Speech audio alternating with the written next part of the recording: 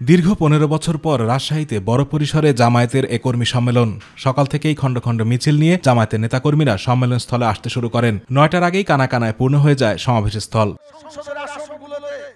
সকাল ৯টার পর কর্মী সম্মেলনের উদ্বোধন করেন বৈষম্যবিরোধী ছাত্র আন্দোলনের রাজশাহীর শহীদ সাকিব আঞ্জুমের বাবা সাইদুল হক। পরে প্রধান অতিথির বক্তব্যে জামায়াত ইসলামের আমির ডাক্তার শফিকুর রহমান বলেন, দেশ থেকে চাঁদাবাজি ও ঘুষ বন্ধ না হলে গণঅভ্যুত্থানের শহীদদের আত্মার সাথে বেইমানি করা হবে। দুর্নীতির বিরুদ্ধেও ন্যায় বিচার প্রতিষ্ঠা হবার আগ পর্যন্ত লড়াই চলবে বলেও জানান তিনি। অফিস আদালতে যারা ঘুষ বাণিজ্য করেন, আবার মামলা বাণিজ্য অনেকে করেন, তাদের প্রতি আমাদের আন্তরিক অনুরোধ, ভাই কাজগুলা করিয়েন না। আমাদের শহীদদের আত্মা কষ্ট পাবে। আর আমাদের জীবন্ত সন্তানেরা যারা শহীদ হওয়ার নিয়ত করে গড় থেকে বের হয়ে রাস্তায় সেদিন লাখো লাখো সন্তান, কোটি কোটি সন্তান নেমেছিল, তারা অন্তরে বড় কষ্ট পাবে।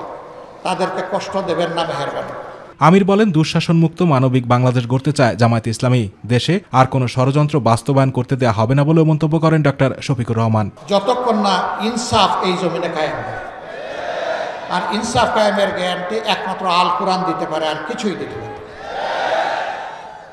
এই কোরআনিক শাসন সকল ধর্মের, সকল দলের, সকল বর্ণের মানুষের জন্য একমাত্র ইজ্জতের গ্যারান্টি। এই কোরআনের শাসন কায়েমের মধ্য দিয়ে একটা মানবিক বাংলাদেশ আমরা করতে চাই।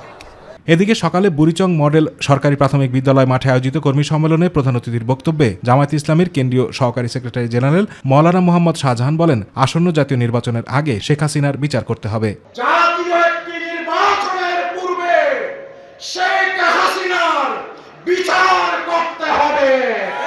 শেখ হাসিনার বিচার করে যদি নির্বাচন দেয়া হয়, তাহলে সেই নির্বাচনে বাংলাদেশের মানুষের আকাঙ্ক্ষার প্রতিফলন ঘটবে। আতিকুর রহমান তিতাস, মাই টিভি।